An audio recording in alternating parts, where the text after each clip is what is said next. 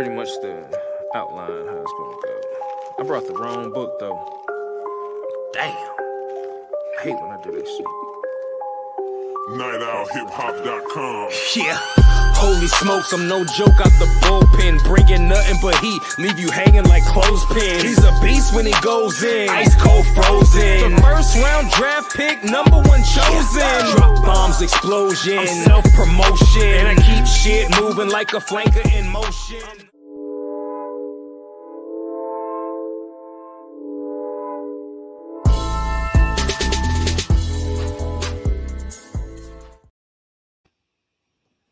What's up? What's up? What's up? Back by popular demand. After the Buzzer Show with Lee Jones, I'm your host, your boy Lee Jones. We got a fabulous show today for you. I brought in two heavy hitters today. Of course, I got the NBA champion, the #1 New York Knicks fan from the Real Leel show. I got Real Leel. What's happening, Leel? I'm doing good, man. I'm the one in popular demand here. All right, with all due respect to everybody on this panel, salute to everybody on this panel. But anybody that watched this show, that knows me, that watched me, been doing this for a minute, they know anybody can get it. Anybody can get their mamas cooking here on this show. I'm ready to bring the debates. I come with love. I come with peace. But at the end of the day, I'm going to speak my you-know-what, all right? We keep it real here. That's what we do. Unpopular opinions, all right? It doesn't matter. We just tell it like it is. Lee, the topics are great. I'm looking forward to it, man. Yeah, it's going to be a great show, and that's why I always like to have Leel on, because Leel going to bring the energy, going to bring the heat, and somebody else that'll bring the heat. One of my homeboys, Mr. Gavance. What's going on, Ty? How you doing? Hey, man, what's up, brother? Glad to be back on with you again. I had the privilege of being on one time before, and I always was looking forward to getting back with you. But I'm ready to bring some smoke. I hear Leel talking and noise, and Leel, we're like, hey, let's get at it. I like it. I've watched you two guys go back and forth, and yeah, man, last time I was watching, you guys brought a lot of good energy, so I'm looking forward to it, man. Yeah, I thought I'd bring in another heavy hitter that's going to give his real opinion, and that's what I like, because you're always going to get it from me. As always, like and subscribe to the show. Tell a friend about us. We got some great topics. We're going to talk about this Caitlyn Clark thing. It's blowing up all over the place.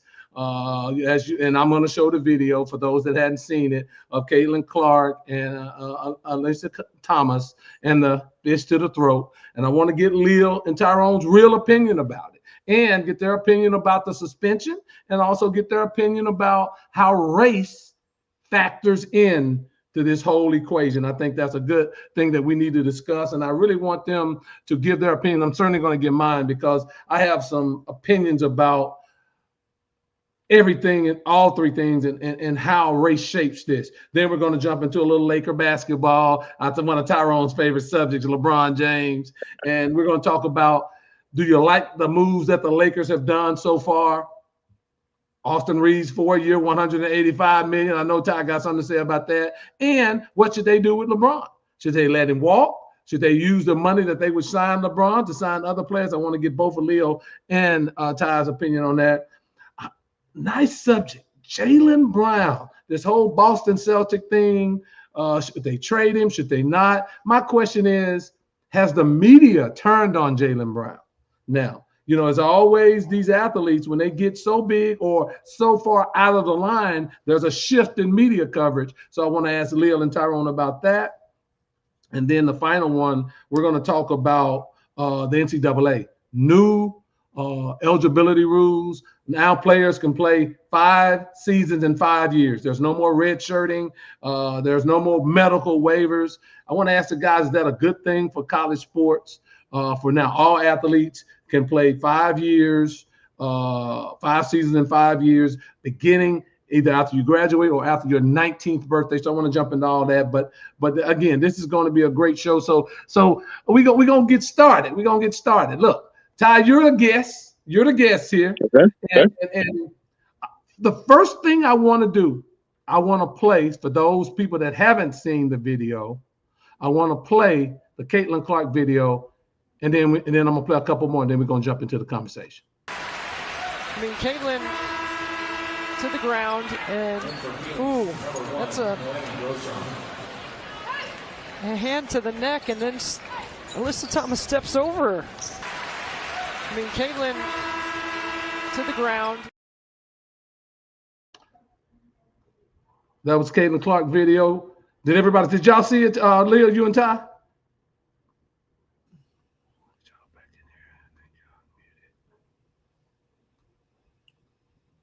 Okay. I want to play another video. This is the same person, Alyssa Thomas, and the foul that was on Angel Reese. And now it's a welcome to the league moment for the rookie as she is thrown down. Alyssa Thomas doing the honors. How'd you throw her down? Well, she landed on her hip and her back, but she was thrown down by her throat. Alyssa Thomas just now 8th career flagrant foul, tied for the 2nd most in WNBA history. First, not just because I'm a rookie, I'm a player. I'm a basketball player. They don't give a damn if I'm a rookie. I mean, I want them to come at me every day. I want them to come at everybody. I mean, they're not supposed to be nice to me. I hope y'all know that. They're not supposed to be nice to me or lay down because I'm Angel Reese or because I'm a rookie. And then one last video. For Howard. And a foul. Oh my, where they're getting into it. That's Isabel Harrison and Angel Reese. Look, this is obviously spillover from the first half. One corner that Tamika and I are blind to here courtside, so we didn't get a look at it, but that's... Here's the foul. Physical play down there. That's the reaction. And, you know, they're both intense players. Walk me through your perspective on the flagrant foul. What was the point you were trying to make to her? It's just a good take foul, you know. Either Angel gets wide open 2 points or, you know, we send him to the free throw line. Nothing malicious about it. It's just a take foul. Every basketball player knows that. Okay.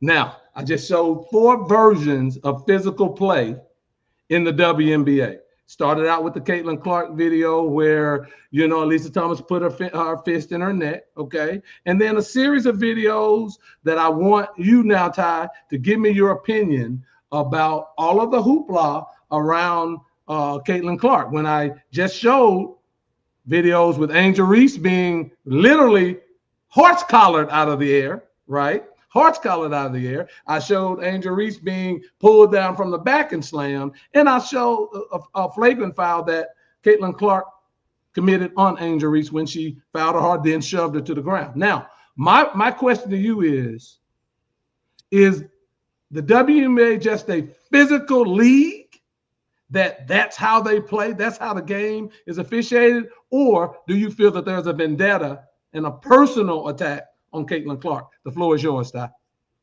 And I definitely get what you giving the backstory right there, because 1 or 2 of them I was very familiar with, and you enlightened me a little more when you put like maybe another video or 2 more videos on there, and some of those plays I hadn't saw.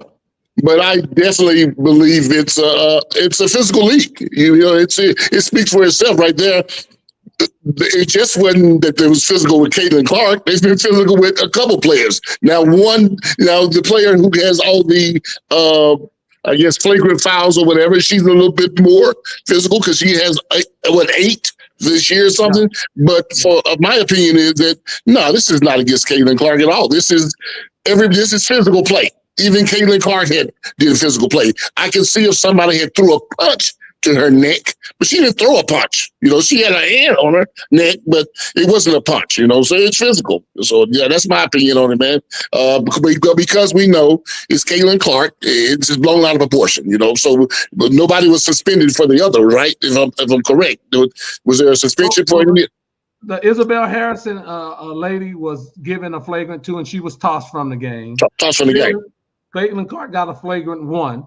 So that's sort of the gist of it right there. But again, you know, do you think, Ty, that the league coming back and suspending her for doing it, that was appropriate? Do you think that was appropriate? Not at all. That was not appropriate. You know, I mean, I didn't, because you didn't do it for the others, man. It was just, the president already said, really, that you didn't suspend the others when they did it. So, I mean, yeah, to come back, it was because of who it was done to.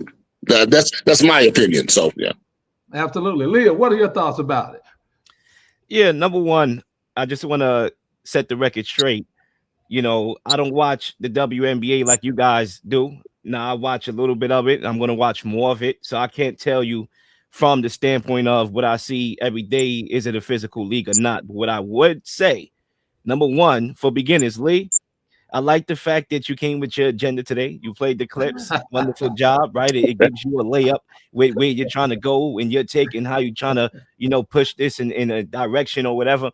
But I'm going to set the record straight. Number one, all right, when it comes to racial stuff in politics, because you did have that as a part of the topic listing, does it have anything to do with race? So, basically I was attacking this from that perspective. I don't think race should be, listen, we could debate religion, we could debate politics. One thing we shouldn't debate is race. Race should have nothing to do with any game, any media content.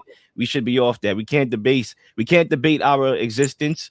We can't debate other people's existence. That needs to be, abolished. However, we do live in a world in which there are race baiters, and race is definitely involved in sports. And I don't like it. I don't think it should be, but it is what it is. With that being said, when you talk about the WNBA, right? And Lee, you made a very good point, in my last show, talking about how things could have been exaggerated. Was things exaggerated to a certain extent? Sure. Welcome to the media. The media will do that for you. Right there, take something and blow it up and make it bigger than what it actually is. It comes with the territory. With that being said, the part that you was wrong in, Lee, on my show that we did, been talking about the same exact topic and it went over your head, is that it's jealousy. Everything has to do with jealousy. Look, the WNBA was built by black women, and they see this white girl, Becky with the blonde hair, become the face of the WNBA and the darling, and they are jealous because of it. It's the same thing that happened in hip hop. Eminem is a hell of a good rapper. Eminem, you could put him against one of the best of all time. You could put him against the greats. Even Rakim said that. Rakim was arguably one of the best rappers of all time, right? But he's not accepted into hip hop. Why? Because he's a white boy in a black dominated genre. It's the same thing here. And another thing is the biology of a woman is to be jealous of other women. That's in their biology. Not all women, but it's their biology. So the fact that the referees didn't see this live is embarrassing, that the league had to go around and correct it. Then number two, the fact that the league went around and corrected is a good thing, right? Because at the end of the day, you got to protect your star. And I don't even think they're doing a good job of protecting their stars. What professional league do you know that exists that don't protect their faces of the league? The NBA been doing that for years. The NFL been doing that with Mahomes, Brady. I mean, the list, boxing, Mayweather, giving him certain calls on scorecards because he brings in the money. Duh, that's the blueprint. You follow it. You protect the person that's bringing you the money, which Caitlyn Clark is. I never cared to watch the WNBA in the past, but now with Caitlyn Clark's existence, I'm intrigued. She wasn't doing that. They wasn't doing that for a lot of people before until she came in existence. So just like any other sports league, as a businessman that want to see your league goes up and profit and get bigger and more popular, you protect the face of your product. No debate here. Debating about. Well, Leel, look. So there are two things that we got to really hone in on here, right? When you say jealousy, look, we all play sports. We all you know this. When I play sports against anybody, my brother, sister, cousin, nephew, best friend, I'm going at him as hard as I possibly can. He's not my best friend that day. He's my enemy because I'm an athlete, and athletes want to win. They want to win. That's the name of the game. When Caitlyn Clark came in, the WNBA was averaging 300 to 400,000 viewership, right? She skyrocketed to 700 to 800,000 viewership, right? Games that Caitlyn Clark is in, 1.1 million to 2.2 million. So she brought an element of more eyes to the sport. There's no doubt about it. More revenue to the sport. There's no doubt about that. There's no doubting that. But to say that the players are jealous, why should they be jealous of her? No. When I get you on the court, I'm gonna bust your ass. That's what I do.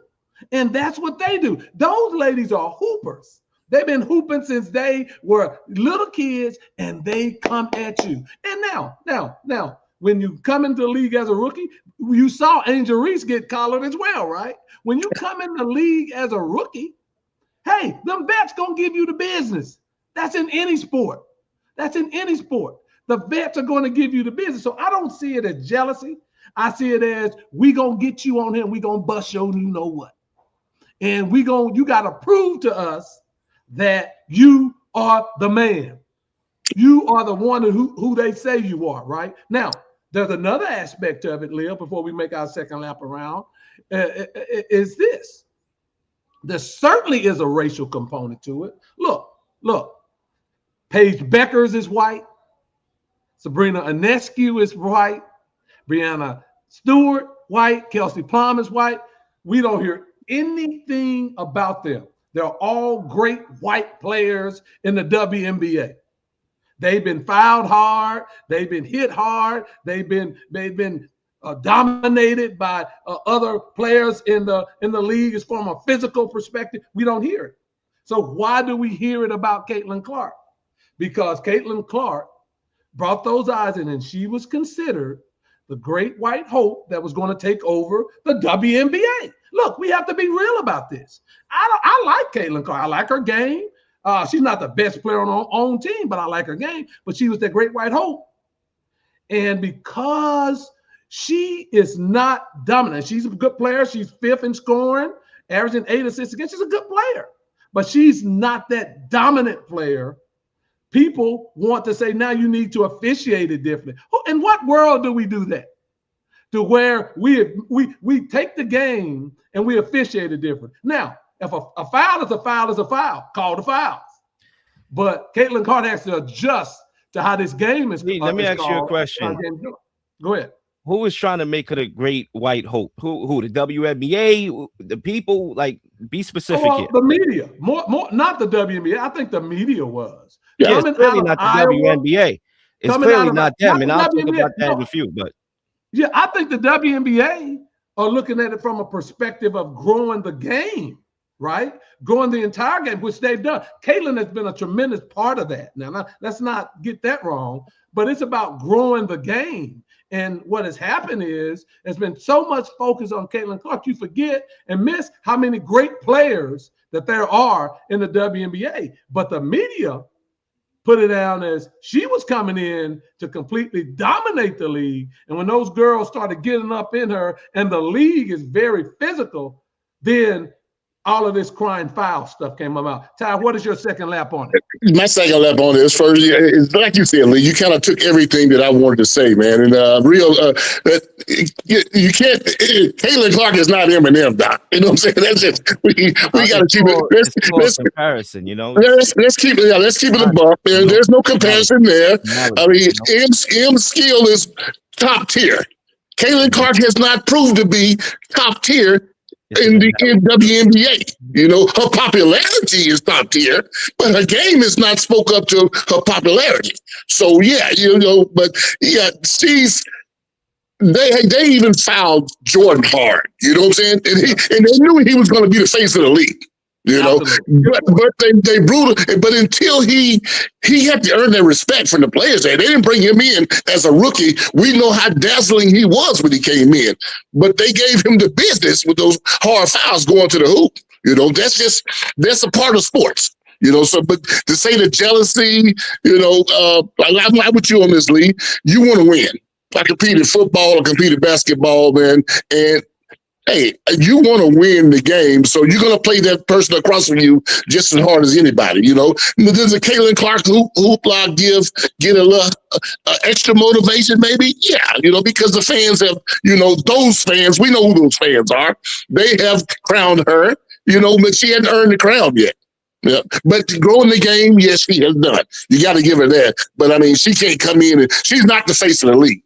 You know, so she's protecting her, you know, like she's did what Jordan done, and then he started getting the Jordan rules. You know, he had proved himself. She hadn't proved herself to be getting those kind of that kind of respect with him. So real quick, Leel, before you go, I want to read this. Ray Blackwell. The problem with Clark does not meet the expectations as a great player. She's not even the best player on her own team. She turned the ball over way too much and complains too much. She is a complainer, but that's part of her persona too. And Miss Boled, we know why they did what they did. Race most definitely plays a part. The girl is giving CC the business. Let's have more of it. Keep giving CC the business. Go ahead, Leel. What are your thoughts in the second lap around for you? Yeah, so again, expanding upon my point, the WNBA needs to protect their biggest star. And look, I know Clark she may not be as dominant of a player as she was hyped up to be coming out of the draft. Still a very good player, and obviously bring a lot of class shade to the WNBA that at one point, once upon a time, couldn't even pack a middle school class. Okay, like literally, I remember back in the days when I was in middle school, and they used to give us free tickets to attend Liberty games that nobody even wanted to attend to for free. All right, this was back in middle school, bruh. All right, so we can't forget about where this sport came from. And obviously, before Caitlyn Clark, they've been building and it's been getting more popular, but obviously her existence took it to the next level and continuing to grow it each day. So again, just like any other sport, what you do is you at least protect that player. You see, the WNBA seem like they're in cahoots to, I don't know what they're trying to do here, because they barely promoted her when she made Team USA, right? They barely, I believe they left her off the 30th anniversary poster. You look at Steph, right? And people say, oh, well, the media is painting this great white hope narrative and whatnot. Okay. Was Steph Curry the great white hope when he came into the league? All right. Logo 3 sell, bruh. Okay, the Curry style, which a lot of people compare Clark's style to because she, shoot a lot of deep threes, that sell. There's a reason why that style changed the NBA. There's a reason why Steph Curry was the face of the NBA. It wasn't because he was cute. Come on, bruh. He was the face of the NBA because of his style of play was fun to watch. It was box office. And Clark's style is box office, and we was expecting more of that. We was expecting more logo threes. We was expecting more no-look passes and stunning no-look passes. But instead, all we getting is flagrant fouls and talking about fouls on the show and talking about fists down the throat and whatnot. No, we don't want to be talking about this because now guess what? She's not playing. She's the one that's driving the rating. She needs to be playing. You got to protect your biggest star. Lee, and my guy here as a businessman, if you were to be a business person, right, you would want to protect your biggest asset. Why? Because, Lee, you want to make money, Lee. Mr. Lee. Hey, you're right, Leel. I don't say protect. I say promote. Promote your biggest star. Protect. Promote your biggest star. But, Leel, look. The WNBA in its current state right now is where the NBA was in the late 70s and early 2000s, mid 2000s. It's a physical league. They have not great athletes in the league. There's some good athletes, but not great. But that's coming. That's coming. You got your Juju Watkins. You got all these young ladies that are in high school right now. You got ladies that are ducking off 2 feet. The game is going to expand more and more. That's what the WNBA wants to build its head on, specifically, Leel, so they can come out from under the thumb of the NBA and be a sustainable entity by themselves. That's what they're looking to do, right? And so their approach is we're going to promote all of the stars, of which Asia Wilson is the best player on the planet as a female. Hands down. They have great players. And so I don't think you change the rules to protect someone. You certainly enforce it. The NFL did that with Patrick Mahomes. They got Josh Allen. They got Lamar Jackson. They got all the talent in the world to promote. But when it comes down to it, they want Mahomes playing every single Sunday. That's why you can't hit Mahomes. That's why there's a flag. They did the same thing with my guy Brady, who's the GOAT, greatest of all time. All right, we're not going to play him like he's not. They protected him. Yeah, that's debatable. Why you protect your best players. Leo, I think the NFL protected the quarterback position. Period. Yeah. Okay. Until you became a runner. Everybody get the same calls. But it wasn't a singular individual. It was, do we protect the position because we want that position, and the stars of the quarterback, they protected the position of quarterback across the board. But Now, so you don't believe that Mahomes get more calls than these other quarterbacks? Because I agree, they want to protect the quarterback position. It's the most valuable position in the sport.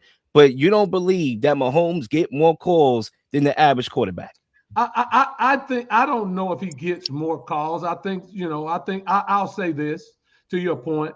Stars have always gotten more calls, but we're not going to change the way we philosophically officiate games to make Caitlyn Clark shine out on the court when you have competitiveness from all of the ladies there. That doesn't make sense. Ray Blackwell's point is it's great. Look, athletes don't care. And the integrity of the game, which we always talk about, the integrity of the game, you can't put it in a situation where we're always the biggest fallacy in the world in the NBA was the league gave Michael Jordan anything. That's ridiculous. That's the biggest BS I've ever heard. Jordan earned it. He got up, pumped his body, made his body where he could take the physical beating that Detroit was going to put on him, and he overachieved. Caitlyn Clark needs to do the same thing. That doesn't mean the NBA did. They assisted Jordan. They didn't get. They assisted him with some of the rule changes that they did. So yeah, but yeah, that's not to take anything away from him. Now he did his part. My guy talking sense now. But they did assist me. You know? Yeah, of course. What rule did they change to help Jordan win championships? Hey, the hard fouls. They stopped people. They stopped that because of Michael Jordan. Ty, you're a football player, right? You don't want to play football on the hardwood. You don't want to play football on the hardwood. Well, I agree with that. I hear people. I'm a big Bron fan. I hear people talk about he couldn't have made it back in the 80s or early 90s. The dude is 6'8", 6'9", 260, 270 when he came to the league. He played the flopping stuff come from, you know what it come from? It come from the way the NBA changed how they call the game. So now players had to try to sell the foul. You're telling me Brown would have ran over guys like Rodman who weighed 215, bro? He'd have ran through his chest. That's what I'm saying. Just like with Michael Jordan, this is what I just like with Tom Brady, you protect your best player. You protect your star player. I'm not saying give them every single call now, but I'm saying like they got to be some more protection for the face of your sport. If you change rules, what Tyrone is saying, and I want to give it back to all of you, he's saying that they changed the rules so that all of the hard fouls were taken out of the game. Well, the rules apply to everybody. It didn't just apply to Jordan. They took the rules and said hard fouling was no more, right? So that didn't just say hard fouling on Michael Jordan. It was the rules of the game change for everybody. Not just hard, and not just hard. Appreciated for everybody, not just one person. Yeah, not just the hard fouls on Jordan. It was that they gave him them touch fouls. Everybody wasn't getting them touch fouls, bro. Everybody wasn't getting them. You know, and I know they wasn't getting them. This is why you had me on your show, because you and your guy right here was out here agreeing, trying to double tag me. Turned this into a debate right here. This is why I'm box office. Right? This is what you said in the beginning. This is what the high demand is for. Okay, real Leel. Let me ask you this, Leel, because I want to get your opinion. And Ty, you should jump back in here as we talk about what role, if any, Leel, do you see race playing in this? Then, so you have the role that I see. Let me finish the question. You have the all-star, all Miss America, young white lady who, soon as she got fouled hard and that fist was to the neck, it was on every newscast around the country. I just showed you two clips where Angel Reese got choke slammed out of the air, hit her head on the deck. You never saw that, had you, Leel? And then I saw where a girl pulled her down and damn near body slammed her. What role does race play in how the coverage of Caitlyn Clark and the other players, how does race factor in that, Leel? Then I want to come back to you, Tyrone. Yeah, this is my last point on this topic. For me, race is something that is programmed in the media.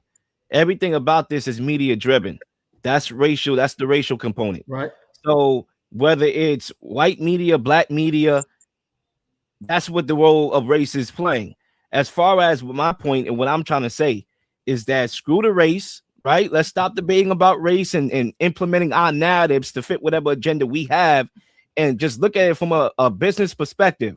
The girl has literally made your sport more popular, right? From a time, once upon a time, where you couldn't pack a summer class. All right, get more behind her, promote her more, protect her more, so this way she could be on the floor, so people can actually watch the games more. That's business 101. But as far as the racial component to this, yeah, the media is out here manufacturing narratives on both sides. For Caitlyn Clark's defense, for Angel Reese's defense, even though Angel Reese has nothing to do with what we are talking about right now. Her situation was a different situation. But again, because there's a racial component, we bring that into this equation. But, you know, again, it doesn't make any sense. What makes sense is business. And for me, Caitlyn Clark getting hit, being out of games is bad for business. I can agree with that on some level. Tyrone, race and the whole coverage of the athletes in the WNBA. What are your thoughts?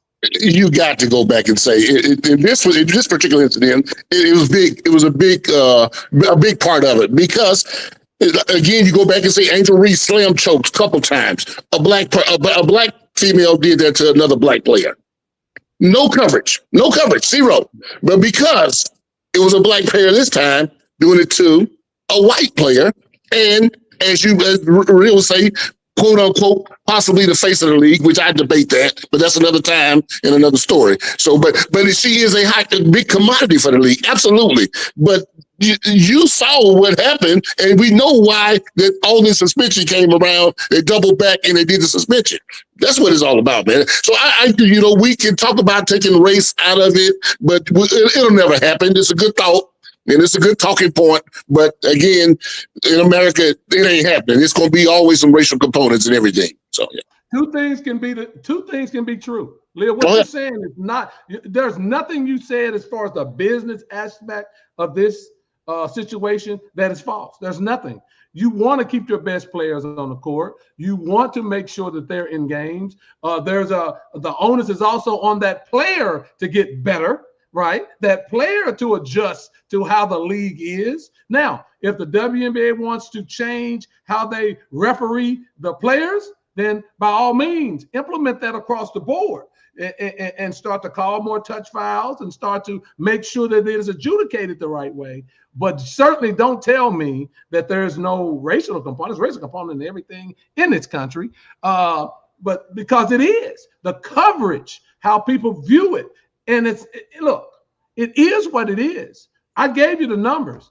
There are more people watching the WNBA because of Caitlyn Clark. There's Angel Reese debate about that. And so Angel Reese, bro. Yeah, Angel Reese too. Yeah, and Angel Reese. Yeah. And Angel Reese. But I'll say this: when Caitlyn Clark plays, there are more eyes on her game than any game that she isn't in. That's a fact. And you're right about that. The problem with that is, again, when you start to say that the league and the players are jealous and they're trying to hurt her, that's BS. Because I watch a lot of WNBA basketball, and that's the way the league is officiated. And it's not only her that's getting hit with hard fouls and things. So stop the narrative that you got all of these black women, which is the WNBA is 75%. It's not even about black women too. I mean, you got the whole listen, there's a mafia in the WNBA, and I don't want to offend people. You know exactly what type of mafia I'm talking about. I'll just leave that there and let it spin. Well, that narrative needs to stop. And that's the part that really, from my perspective, pisses me off, that you say these women are jealous when these women are hoopers. And you have women that are skilled. If it was the big, bad, jealous league, why aren't they doing this to Lee, let me ask you this one question. And this is another cheesy analogy. This your guy didn't like my first analogy, so I'm gonna try this again. Lee, if you was having a barbecue, right? And obviously we know how we feel about the barbecues, us African Americans, and some white boy was invited. You didn't invite this white boy to your barbecue, but he somehow showed up. Somebody must have invited him from your family, and he came and took over the barbecue, right? All eyes was on him. I mean, taking the whole thing over. How would you feel about that? I'm pretty sure you would feel a type of way about that. Like, who is this guy coming over here and taking over my barbecue? It's the same thing with the WNBA. The WNBA was built by black women, and they see this white girl, Becky with the good hair, come and take over the sport. There is going to be animosity. There is going to be a target on her back, and clearly it was evident in that clip with Leel, there's a target on Victor Wembanyama's back because he came into the league and he's the so-called next one, and the players in the league he's the one committing the egregious fouls. They take it to him. They make sure that he knows, and they're gonna go as hard, and sometimes they're gonna cross the line. That's the nature of sport. That's the nature of any sport. You cannot say that these women are jealous simply because they go hard at Caitlyn Clark. That doesn't make any sense, and that's a narrative that's being pushed because the talent where we thought she was going to see, people want her to get to this. To your point, Tyrone, they love the logo threes and things, but there's another part of that. She led the league in turnovers last year, right? She's not as effective going right, and those young ladies they understand that now, and it's hard on her. She's a defensive liability. All of these things come out as you progress in the league, and so now her abilities on the court is not matching the height that came from off the court, and so people want to even that out. Don't do it at the other lady's expense because that's not good, Leel. And I got one last comment on Lee. I'm done with it. And this is what I tell a lot of athletes is that everybody that, say, play college ball, went to college, most people, not everybody, but a lot of us high school superstars, right? You go into college, you got to prove yourself at that level. You become a college superstar, great athlete. But guess what? What you did in college, that automatically translates to what you're going to do in the pros. You got to prove yourself at every stop. And Caitlyn Clark has not, her game is not rose to the occasion that they thought, like you were saying, like they thought it would. Again, real, like you were saying, yes, she's brought the money in. She brought the more eyes, but she hasn't brought the eyes in, but really because of her game. We know another thing of why, she's brought some eyes in. And what eyes have she brought in? That's a topic for another day. I think you guys know where I'm going with it, but yeah. Yeah, so look. Great points. I love this topic. This is a great topic. Good opening topic because that was good. There's a lot of meat left on that bone more in the future. Leel, the Los Angeles Lakers.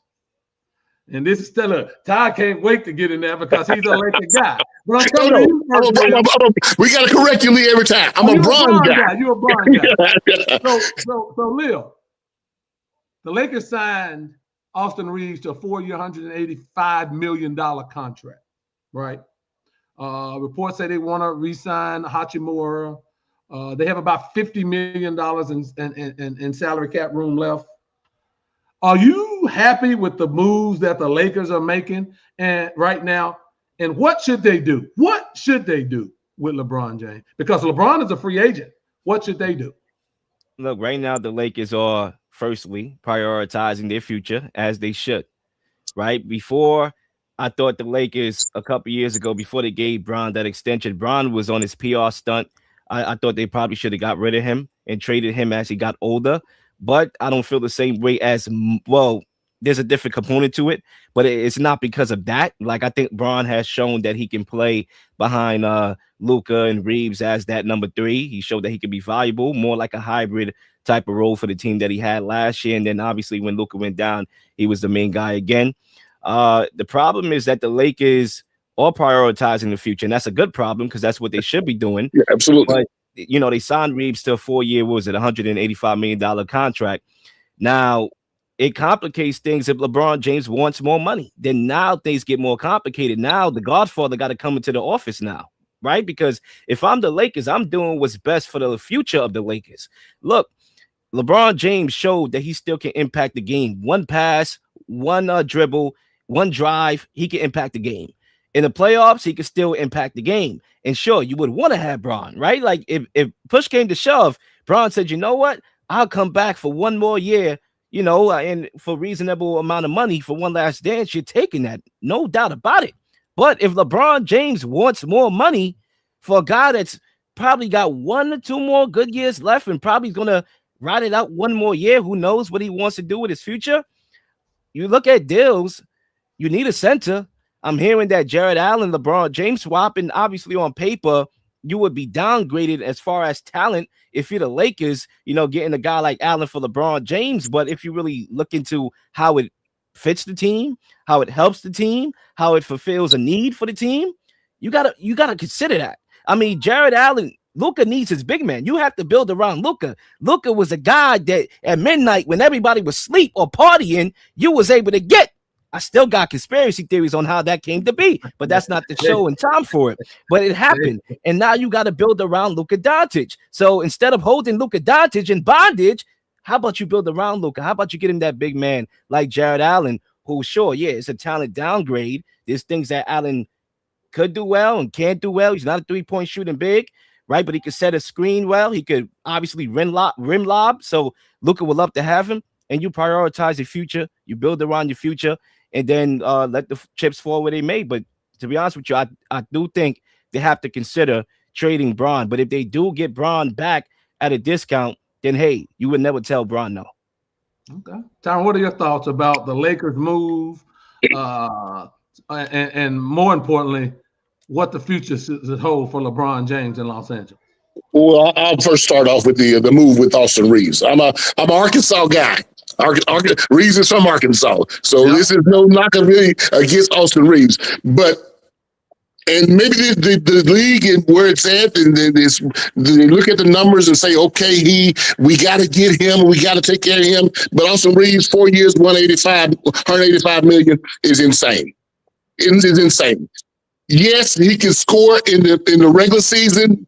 He don't have it in the postseason. Not just this year. I know everybody come back and say, well, he was kind of hurt. But it showed up year after year. Austin Reeves cannot be that dog in the postseason when those young guns, those defensive guys, athletic guys and guards are guarding him out on the perimeter. He's cooked. And definitely he can't guard anybody. He can't guard me. You know, so big as I am, he can't guard me. So also, to give him that kind of money and knowing he's a defensive liability. You see the guards. You see the guards in the West. Look at San Antonio. Look at OKC. You know, look at those guards when they match up with Austin Reeves, they kill him. You know, especially on the defensive side, they ain't got to score a lot, but they lock him down in the playoffs. He's just not there, and that's what's 185 million. I'm not saying this, so they can have the money to give to Bron. Absolutely not. As a Bron fan, I want Bron out of LA. I want Bron out of LA because I say that because LA fans don't appreciate LeBron. You know, you want him out of LA and where? Hey man, I've heard that rambling about Miami. I've always thought that possibly go back to Cleveland, you know, but definitely just out of LA, bro. I mean, if he decides to keep playing, I mean, I don't see a path forward for LA to even for them, not just for me as a Bron fan. LA I don't think they can get better bringing Bron back. You know, I just don't think it. I think he's an asset for another team. You know, built differently, but to come back and play third fiddle to Luka and Reeves, nah, that's not something I think that Bron should be looking at. The Lakers' hand is really tied, though, right? I mean, what else would they do? I mean, if you don't bring back LeBron, who is still, you know, averaging close to 20 points and 6-7 rebounds and 5 assists, what do you do? Who do you get? You don't have that type of salary cap money, and you don't have a lot of trade potential. You didn't even hear the Lakers' name mentioned with the Giannis deal. You didn't hear the name. They don't have enough firepower to get him. Now, the signing of Austin Reeves, I wouldn't have signed Austin Reeves because there are teams that covet Austin Reeves around the league. I would have used him as trade bait, and where I would have went to Dallas and dangled him in front of the Mavs to get Kyrie Irving back to the Lakers. Look. People talk about them needing a center. DeAndre Ayton is serviceable enough. He's serviceable enough. People talk about he's serviceable enough. I don't know about that. What they don't have is someone like a Kyrie Irving. Look, you saw Kyrie and Luka work magic to get all the way to the NBA Finals, right? You put a LeBron James with that, and some of the Hachimuras and some of the role players that the Lakers have, the Lakers will have a legitimate shot at the NBA title. Right now, you have to sign LeBron because you don't have any options. And no matter what people say, you're right, Leel. It's Luka's team, but that team goes as LeBron James goes. Absolutely. Right, okay. Don't score all your points. But Luka's a great offensive player. But anytime, to your point, Ty, when the Lakers get into the playoffs and you got a Luka Doncic and you got an Austin Reeves on the board, that's a liability defensively. No matter how you look at it. That's why you have to build your team around those guys, right? Because the Mavericks, they got to a finals with Luka Doncic on their roster. As poor as a defender as he was, the lack of effort, the bickering with referees instead of getting back on defense, they still was able to make the finals because they crafted a team that fit him. They got him his bigs. They got him the perimeter defenders as well. They were aggressive, and that's why they were able to do so. If you're the Lakers, you kind of got to put Braun to the side for a little bit. And obviously may have to get rid of him or not. We'll see. But you have to put him to at least the back burner for right now and figure out how do you build around Luka and Austin, who had a net rating of 8.9 as a duo last year. We can't forget about that for what that's worth. So to me, that should be the priority, and that's what their priority is. And I don't blame them for it. Yeah. You bring up Dallas and Luka with Dallas, but the point that you didn't hit on, but Lee did, is they had Kyrie. They didn't have Austin Reeves, so Kyrie he offset a lot of that stuff up top. There, you got two liabilities up top. That's a disaster waiting to happen. So yeah, I like what you said. You know, I mean, they do have to build around. But I just think they had to build around Luka and Reeves. Now you just got your defenders on the back end or whatever. You know, you still can't do it. You can't stop anybody up top. Who's going to stop the guards up top there? The one drawback to DeAndre Ayton that you would hope that he would be better at is protecting the rim. And he hasn't proven to be that rim protector that the Lakers need because you have defensive liabilities. And so you want a better a rim protector back there. And the thing about it, they're going to have to totally remake that team to get quality wings. Leel, you're right. They have to get quality, but they have to get locked down wings because you're so deficient with your other players as far as how they defend. That's going to be a tall order. Now, the one thing I'll give you with this, Leel, and then I'll give it back to you, and then we're going to move on, is at some point the Lakers have to factor in LeBron James's age and how many more years he can play. And LeBron can play 2-3 more years if you really wanted to, but is that the best for them? Look, Kyrie Irving and Luka Doncic got to the playoffs without a LeBron James. Hell, they might could do it now without a LeBron James. You understand what I'm saying? If, to your point, Leel, they build the defense the appropriate way. They're not going to do it, though, with Luka and Austin Rivers. That's too much of a liability. They'll be able to score, but they would have to outscore people tonight. I just think they need a big. I think that's their main priority. When you got Wemby in your conference, when you have the conference that's getting bigger, right? I think you need a center. I think that's where your main priority is. Now, I understand the need for a ball handler as well to help Luka out and create that extra shot creator.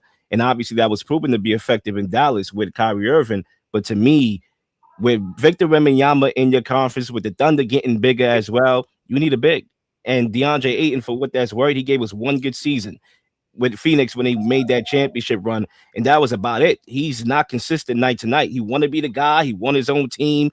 Like, come on, bro. That's passed him by. He does not have the dog.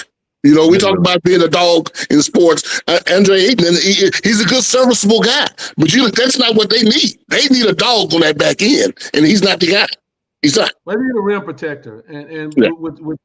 with such porous defensive players out there, they need a rim protector like a Lively was with the Mavericks and Gafford. Those guys were rim protectors, and they don't have that. So more to come. We'll see where they go. They're going to have to make a decision when free agency starting on July 1. They're going to have to make a decision on where they could go. I'm going to skip a topic and then come back to it, but I really wanted to get this in. I want to get the thoughts. Jaylen Rose has some interesting comments about salary cap sports and the black athlete. And I want to play those, play that clip. And then, Leel, I want to come to you, and I want you to tell me what your thoughts are about his comments. And now it's a welcome to the league moment for the rookie as she is thrown down. Alyssa Thomas.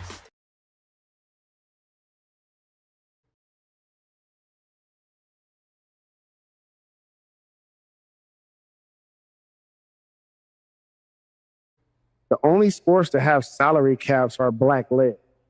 Wow. First off. So that's basketball and football. Those are the only sports with salary caps.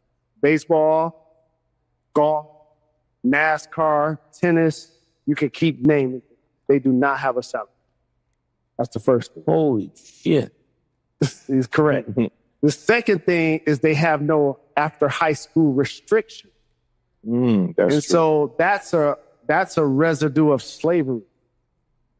Is because we're going to get money off of you for multiple years for free.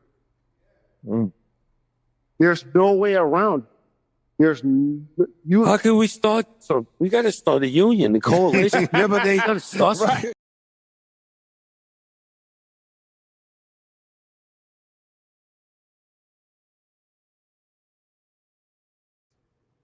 I certainly wanted to get that clip out so that I can get your opinion. What are your thoughts about, Leel, what Jaylen Rose said about the salary cap, NIL, revenue-producing sports, mainly football and basketball, and it being a residual of slavery? What are your thoughts?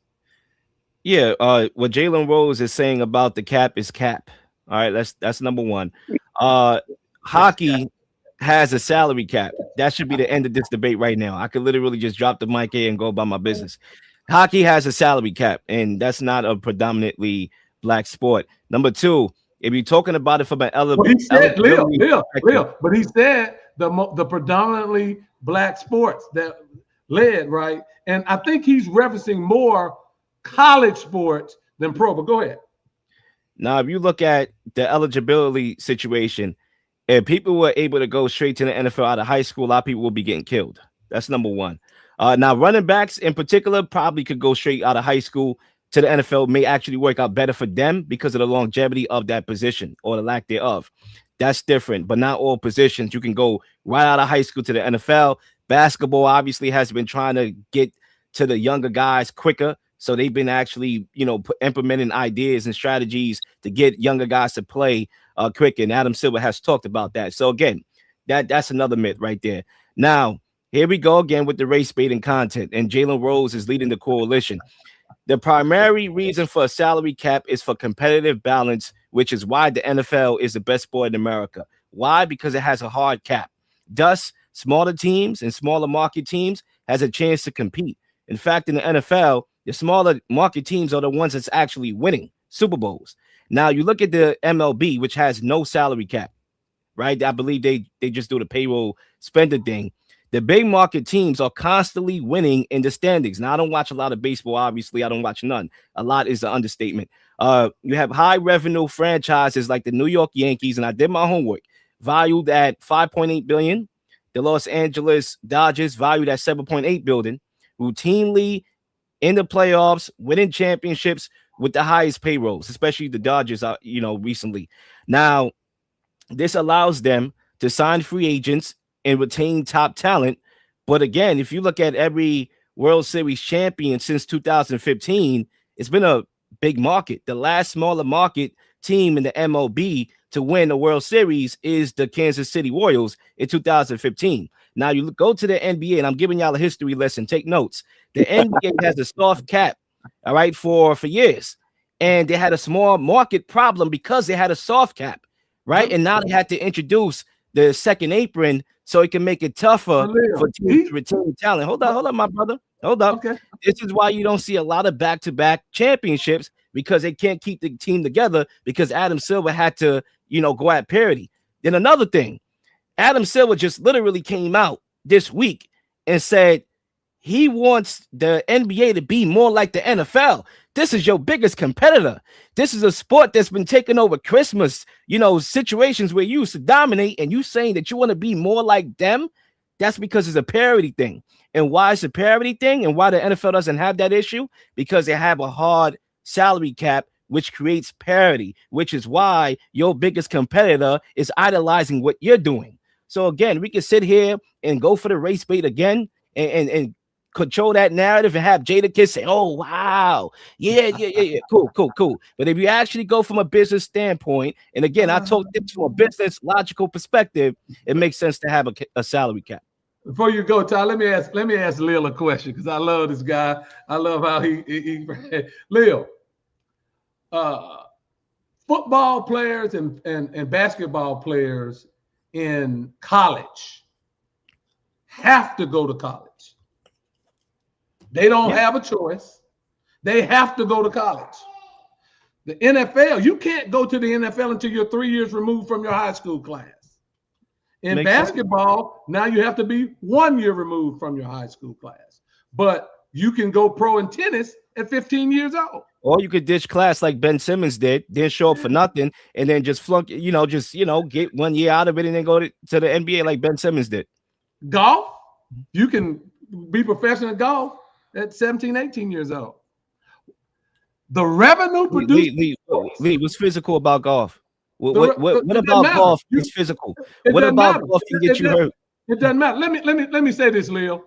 Jeremiah Smith, the wide receiver for Ohio State, could play in the NFL with the way the rules are in the NFL. See, when Maurice Clarett tried to do it, it was a different NFL. They practiced 2 times a day.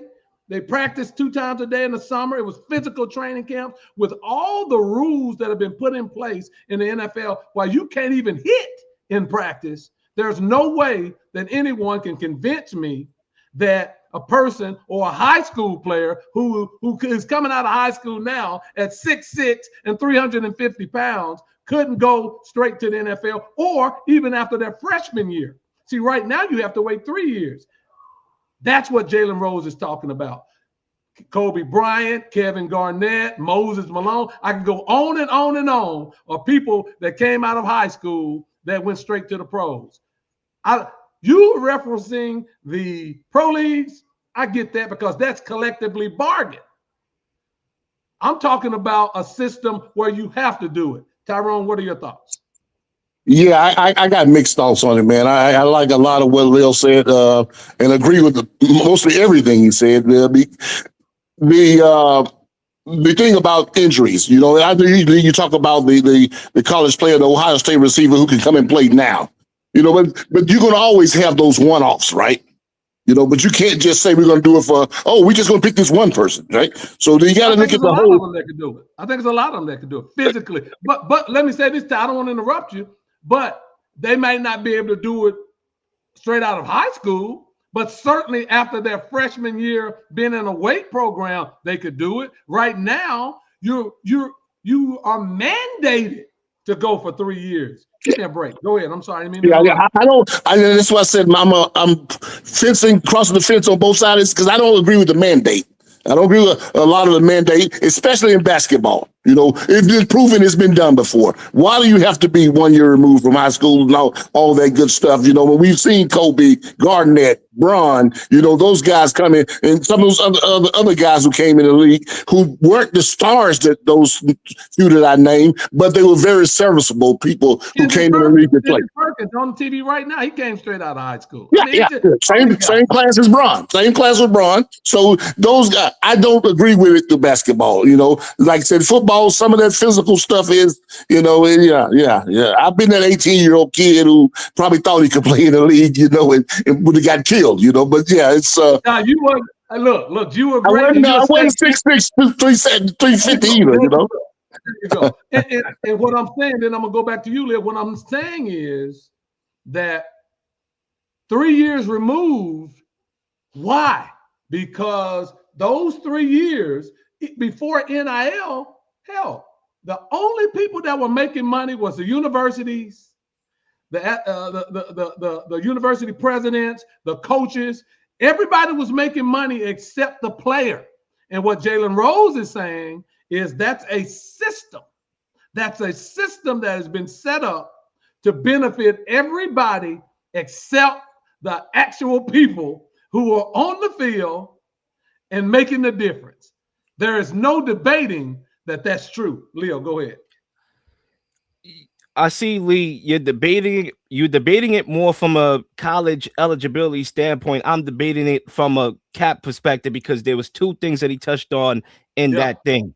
Now, obviously, in regards to the eligibility, I don't agree with it still, even if I'm just looking at it just from that perspective, because again, football, I don't think you could come straight out of high school and play football. Like Tyrone said, there could be one-offs that exists. I mean, there's an alien in every culture. There's an alien in that, after 1 year though, Leo? Can you leave after 1 year and go play football? I don't see what's the point of going to college for 1 year. I mean, it just makes sense that it is the way it is. Now, for a running back, that's a little bit different because again, there's a lot of wear and tear. But for other positions, I do believe, I mean, look at the quarterbacks in the NFL. And I know I'm just hitting at quarterbacks right now, but I just want to make this point that play less games in college. They don't survive in the NFL. Anthony Richardson barely played in college. Guess what? He's not starting.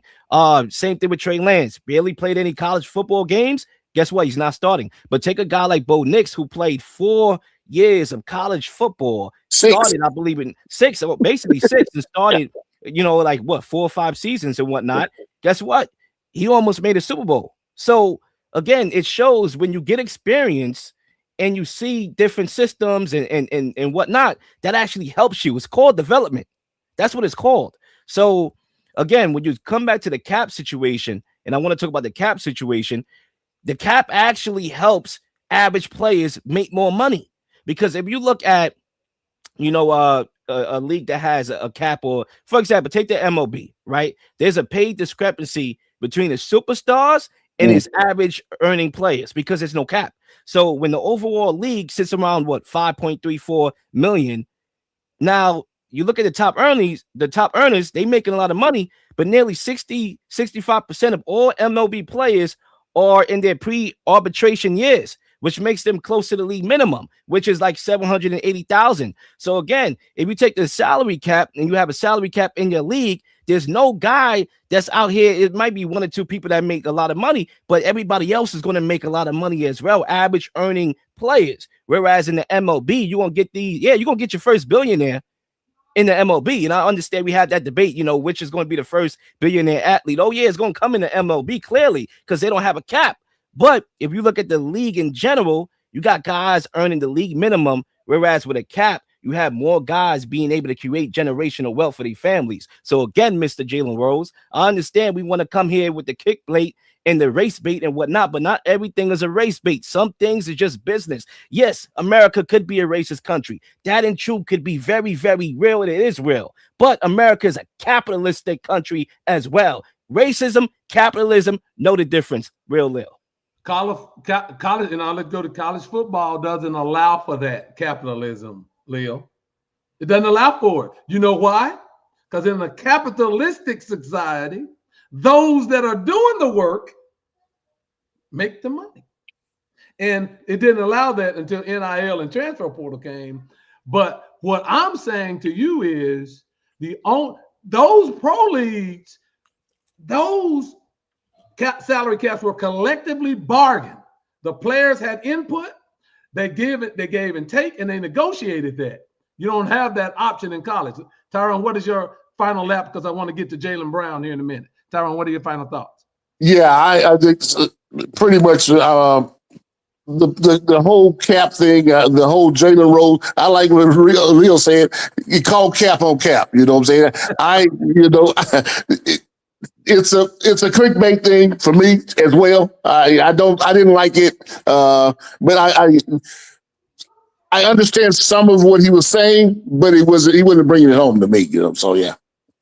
Yeah. Well, look, if you look at tennis and you see these young ladies that are 15 years old, Coco Gauff started when she was 15, 16 years old. And she was a millionaire at 16 years old. And you compare the revenue that's generated in tennis as opposed to the revenue that's generated in professional football and even college football, because college football is like a $10 to $12 billion industry right now. Then and you see all of these coaches' salaries continue to go up and up and up, and there's no type of limit or talk about limiting the amount of money that they can make. And up until 3 years ago, you couldn't even give a player a hamburger without being on a penalty. Tell me, I don't know what that is, but that certainly is not a capitalistic society, and that certainly is not the American way. That sounds like free labor, similar to the residuals of slavery to me. I'll leave it at that. Tyrone, Jaylen Brown was the darling of the NBA Finals MVP. You know, led Boston to 61 games this year. Got put out in the playoffs, but he's been in the media a lot lately. And you know, it's a mixed bag because people are now starting to turn on Jaylen Brown. And I think the media is. Why do you think that is? What do you think the Celtics should do with him? And what team do you think would be a good team to look at trading for Jaylen Brown if that's the end result? Wow. It's a lot to unpack there, man. I think, first of all, Jaylen Brown, he's outspoken. You know, and so once you come in and you start doing a lot of that, we know that the narrative around you will change, you know, and people don't like you when it's almost like that shut up and dribble type statement or whatever, you know. If his game, he has done enough for his team. His game has improved every year. He's carried the team well. Tatum was out, you know, but in Boston, they're never going to give him the treatment or the level of respect that they give Tatum. Why? I don't know. Why? Personality, I believe. I think it's personality. I think Jason Tatum doesn't say much of anything. He goes out, does his game, you know, and he chose the corporate line and all that good stuff, what he's saying. And the Brown is different. You know, but do I think that they're changing the narrative about him? A lot of the loud mouths are saying different things, this and that, you know. Yeah. But I'm sure he doesn't want to be back in Boston. I mean, you know, if you dangle me around like that, not just you dangle me around for Giannis, that's one thing. The Greek freak is the Greek freak. You know, so but now they're still talking about trading him other differently. So basically they don't want you there anymore. So yeah, I would want out of there if I was him. But I know you asked the question: should they trade him? Yeah. Oh yeah. No, from a talent perspective, I say no. No, because he's a dog, and they've proven that they can play together and they can win together. You know, so yeah, I don't think they should. But on the flip side of that, if I was him, I would want out. Okay. And I don't know. As far as where he goes, yeah, I don't have. You know, he can go plug and play for a lot of teams, man. Absolutely. So yeah. Leel, what are your thoughts about Jaylen Brown? We talked a little bit about it on your show, but now, and that was centered around Giannis. Giannis is gone, and they still looking to trade this man. What are your thoughts, and why do you think the media has taken a different turn against Jaylen Brown?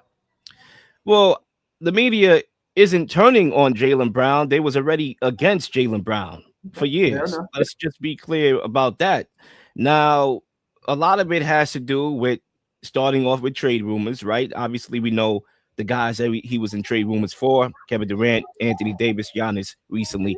And I find it very perplexing that not only did Jaylen Brown win the Finals MVP, right? It's not only that, because everybody brings that up. He also won the Eastern Conference Finals MVP. That's another thing. So he won the Eastern Conference Finals MVP along with the Finals MVP, along with Tatum's poor shooting performance, which was 38.8% from the field and 26.3% from three-point range. Tatum did not have a good series. Now, I understand he finds ways to impact games in different ways and other ways, but at the end of the day, my God, we ain't say that about Kobe Bryant. Oh, he found a way to impact the game. No, Kobe Bryant gonna win you the daggone game. We didn't say, oh, Michael Jordan found a way to impact the game. No, Michael Jordan gonna win you the game. That's what great players do. And where was Tatum? So then you go with that. Then Brown gets absolutely disrespected. He doesn't make the Olympic team after just winning the Finals MVP, but Tatum does. And guess what happened to Tatum? He barely played. He was benched 2 games by Steve Kerr. All right, he was limited in the minutes that he played. But yet, the smear campaign is against Jaylen Brown, which I don't understand why, because he just literally had his best season last year, averaging 28.7 points per game and led his team to the 2 seed. And Jason Tatum didn't even play game 7. And then on top of him not playing game 7, after the game, when they blew that 3-1 lead to the Philly 76ers, he's out here, whistling Dixie with the opposing team who just sent them home, laughing like a hyena with an opposing teammate. But yet we take the clip of Jaylen Brown talking about this is his favorite season, and now we blowing that up. But Tatum is left off the hook again. So why is it? And I ask this question all day long. Why is it that Brown is taking the heat when Tatum should be actually taking more heat than Jaylen Brown? And I had to do my research, and I did, and I came up with a couple things. The reality is the NBA is fine when you do the Black Lives Matter stuff. Why? Because they have corporate lobbyists that actually pay them. BLM pays them to promote BLM. So they're fine with that. If you, LeBron James, Black Lives Matter, cop shot the kid, and you go out there and you speak about it, that's fine. Steve Kerr, talking about ICE, that's fine. We'll give you the mic. We'll ask you questions. Doc Rivers, we'll ask you questions. Please speak on what's happening in Minnesota. But the moment you start challenging the establishment and getting out of line, the moment you start talking about wealth and ownership, that's when the tone is going to be a little bit different. And that's exactly what Jaylen Brown has been doing. He's not doing that fancy, trendy BLM stuff, because the BLM stuff is only emotion. There's no solution. There's no action. It's just, oh, the cop shot the kid. Oh, all cops are bad. No. Jaylen Brown is, I'm going to build a Black Wall Street in Boston. Oh, he goes to Morocco. He speaks to children and talk about the media and perception and calling out Stephen A. Smith and The Machine and ESPN. He's challenging the establishment, which is why he's getting 1,000 lashes. Kyrie Irving did the same thing. Yeah. Kyrie Irving was like, you know what? I ain't taking your stupid behind vaccination. Okay, I'm not gonna, do this, and I'm gonna talk about the Jews and post a book online. And guess what? He got 1,000 lashes in the media, and he was almost blackballed out of the league. So what's happening with Jaylen Brown is that he's too talented to blackball. So clearly that's not going to happen. But guess what? We're going to put on a smear campaign. We're going to smear his name. We're going to call him the 7th best player on a team. Are you an idiot or not? Because he's closer to the 7th best player than he is the 7th best on a team. Yeah. So that's my thoughts on it. Yeah. Ty, coming out of when he was drafted, a lot of the GMs and player personnel people thought he was too intelligent to be a great basketball player. I'm going to say that again so the audience can get it. And then I want you to comment on it. When they go through that pre-draft camp and you do the on-court and then they do the interviews, Jaylen Brown was thought of as too intelligent, too smart. He was a 4.0 student, could have went to any school in this country, right?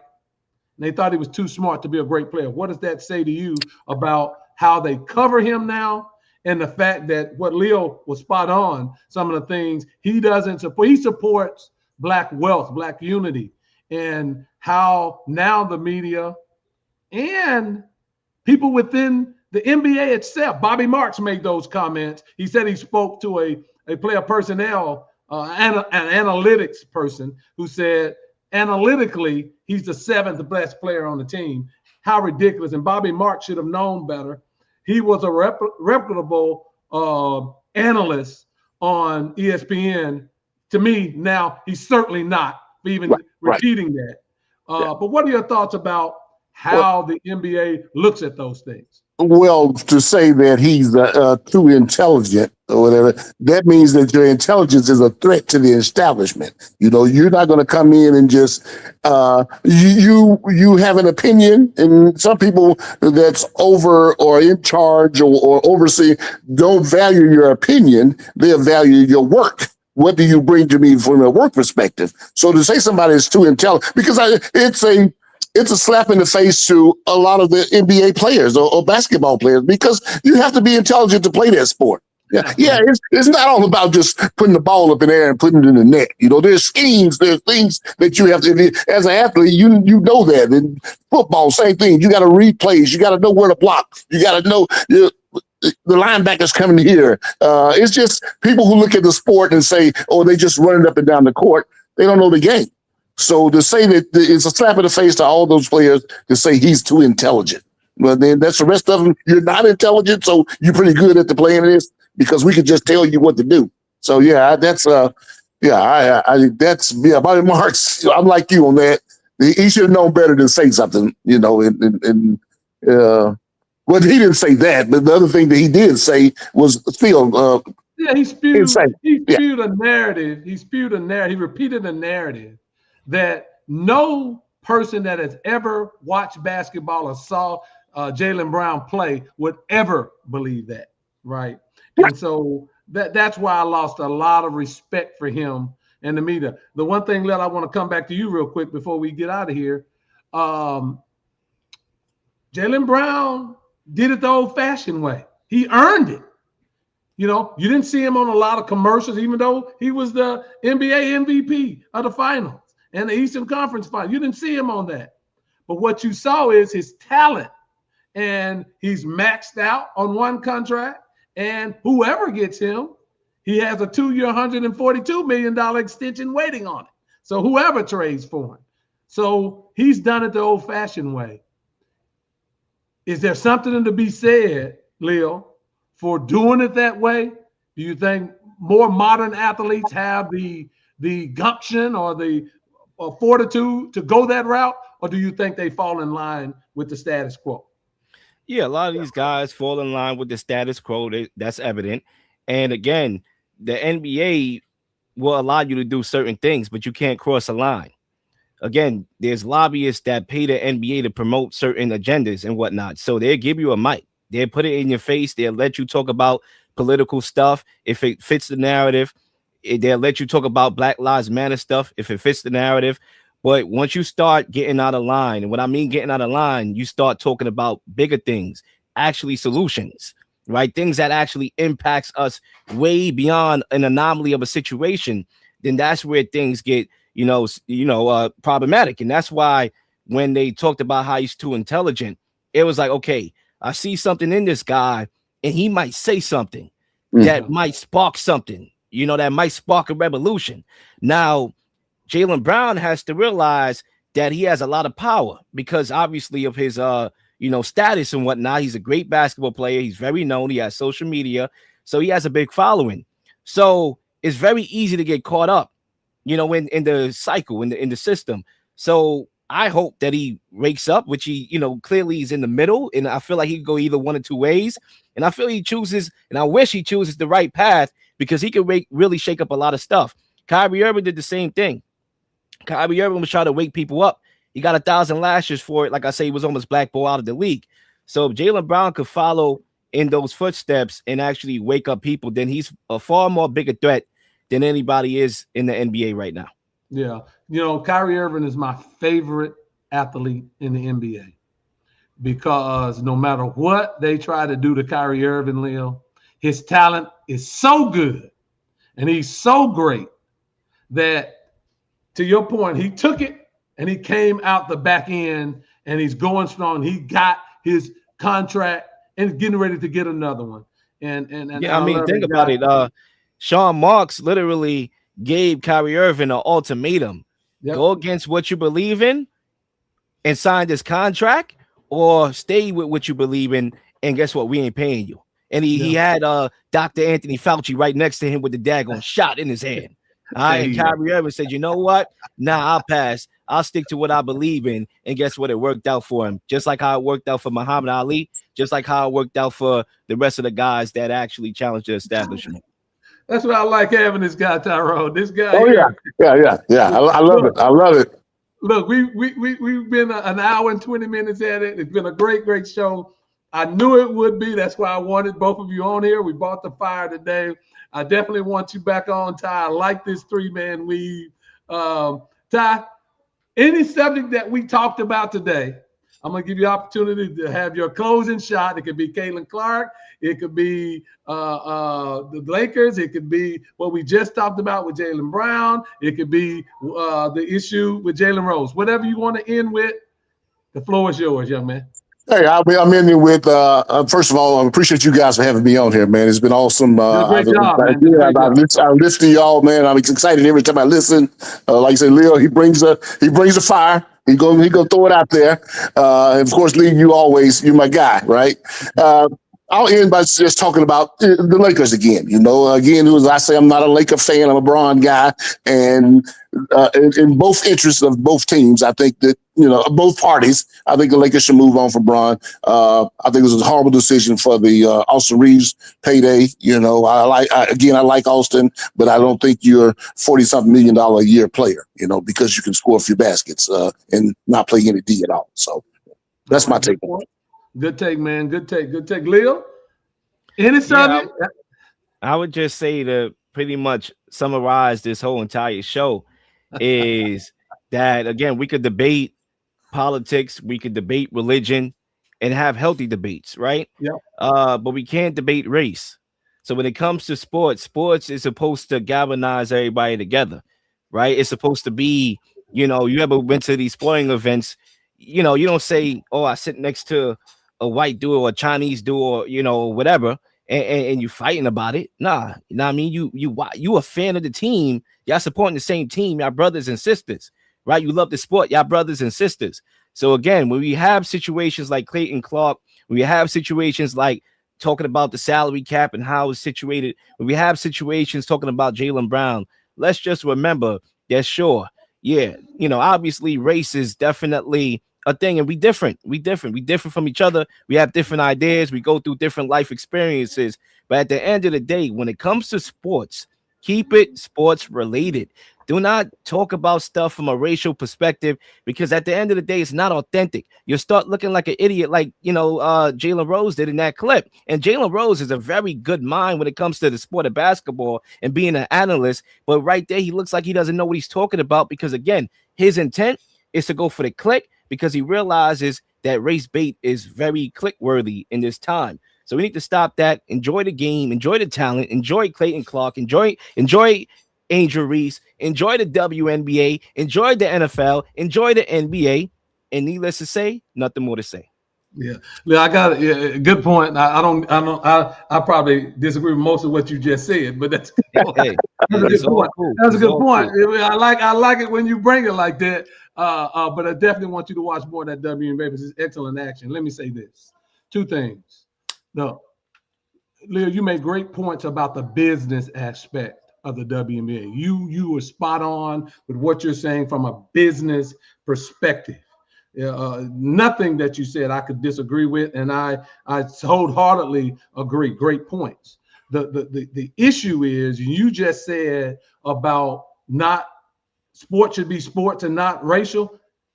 But Leel, it is on every day. See, the problem with sport is when you're in high school, and even in high school, shit, I remember growing up and I should have played a certain position, but I was put at another one. So it's always, unfortunately, because the people that are the heads of these sports, they're racial. So it bleeds down into the sport, Leel. So you can't separate that. But I'll say this: the WNBA has a officiating problem that they need to straighten up, because the league is too physical, right? But they're trying to grow the league as a whole. And so by doing that, to your point, Leel, you do have to take into account the Caitlyn Clarks need to be available to continue to push the narrative and get the viewing. But certainly there's a racial component to how the media has covered this and how they continue to cover it. Last thing I'll say, Jalen Rose is 100% right about the residual of college sports, not pro. Leel, you're right about the pro aspect of it, but the college aspect of it. This has been the Jaleel You're Right show. You know how many times I heard that on this show? The football and basketball aspect of college sports, Leel, that's been like slavery for a number of years. It's one of the most racist organizations when you look at the black athlete that you would ever see, because for almost 60 to 70 years, the institutions have gotten free labor off of black athletes, and they built Taj Mahals on campus, and coaches' salaries have went from $3 million to $15 million, but the players got nothing. So I don't know why you can't see that. That is a residual of slavery. And I'll say that, and I'll say this, and I'm going with it. That's huge coming from Lee Jones, who's a Dallas Cowboy fan, who's Jerry Jones, our homeboy from Arkansas, owns the Cowboy, and we know how Jerry feels. So Lee, yeah. Well, look, that Ty, we'll certainly have you on. To be fair, Dak Prescott is the highest paid quarterback in the NFL as of going into 2026. That's right. Dak Jerry will throw the money around now. Jerry will throw the money. And Dak Prescott will win league MVP this year. Guys, we got a great show coming up. We're going to rank our quarterbacks 1 to 32 in this upcoming season. We're going to go division by division and give our picks and analyze the teams. Ty, I want you back for some of those conversations because I think it's a great conversation that we're going to have. This is how we do it on this show. It's been great. Ty, look, man, I appreciate it. It was great. Thank you, brother. You're always welcome, and you know I'll be in touch. As always, Leel, you bring it. I think back to good times when James used to call Michael a militant. That's Leel right there. But that's good analogy. He always brings it. This has been After the Buzzer Sports Podcast Show. I'm Lee Jones. For the real Leel and Tyrone Gavance, we'll talk to you later.